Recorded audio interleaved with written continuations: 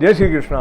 गीता स्पंद के इस अंक में आपका स्वागत करते हुए एक आनंद का भाव श्री कृष्ण भगवान के स्मरण से आता है और साथ ही स्पष्टता भी श्रीमद् भगवद गीता के 3 अध्याय में कर्मयोग के संबंध में जब अर्जुन के प्रति भगवान संबोधित कर रहे हैं तो 8वें श्लोक में ऐसी बात आ रही है जो हमको लगता है एकदम सहज है, ये ऐसा लगता है तो हमको पता ही है, फिर भी भगवान के मुख से सुनते हैं और देखते हैं कि इसमें सूक्ष्म स्तर पर वो क्या कह रहे हैं, इसमें गहराई क्या है। तो ये कहा, नियतम कुरु कर्मत्वम कर्म जायो य कर्मणः शरीर यात्रापि चते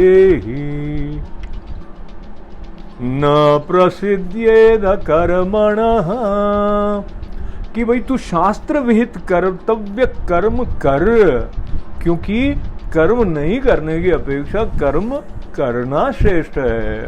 और दूसरी बात क्या है कि कर्म नहीं करने से शरीर निर्वाह भी सिद्ध नहीं होगा। अब समझिए हम सोते ही रहें, चलेगा नहीं खाना भी पड़ेगा, उठ के चलना भी पड़ेगा। कहते हैं जिस अंग का प्रयोग नहीं करते वो धीरे धीरे दुर्बल होता जाता है। बुद्धि का प्रयोग नहीं करें तो बुद्धि काम करना बंद कर देती है। चलने फिरने की, व्यायाम की महत्ता जो है वो इसीलिए बताई गई है। अब कर्म करते हुए धर्म का ध्यान रखा जा सके तो कर्म की सौरभ और अधिक बढ़ जाती है, वो हमारे लिए और अधिक कल्याणकारी हो जाता है।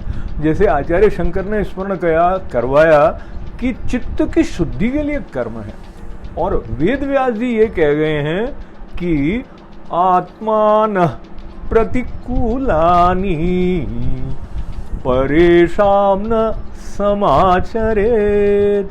ये बताया कि मैं जो धर्म का सार बता रहा हूं इसको सुनकर भली भांति धारण कर लो। और सार ये क्या बताया है कि अपने लिए जो प्रतिकूल समझते हो दूसरों के साथ वैसा आचरण मत करो।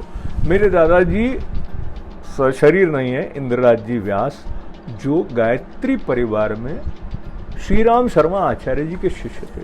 सुबह सुबह कुछ वचन दोहराते थे, उनमें से एक ये भी था, दूसरों के साथ वो व्यवहार न करें जो हमें अपने लिए पसंद नहीं। तो इसको अगर हम दूसरे आयाम से देखते हैं तो सब में अपनापन हो, ये भाव भारतीय संस्कृति का प्राण है।